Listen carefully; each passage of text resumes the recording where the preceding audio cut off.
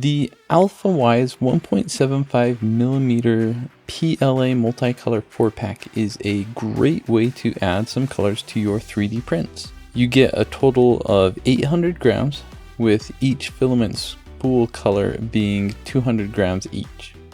I actually found that this filament was much easier to load than other filaments I have used in the past, and also I was very impressed with the high quality detail I was able to get with each print.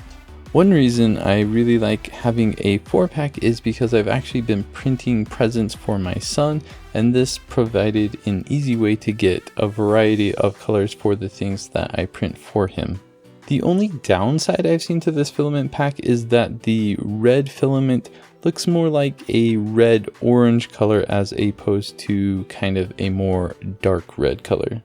So if you're looking for an inexpensive way to get more colors for your 3D prints, I definitely recommend this Alfawise filament. I think it's a great way to go. I do want to point out that this filament was sent to me by GearBest to do a review, and I will post a link to the filament below, so if you want to check it out for yourself, you can check out the current price or some more details. Thanks.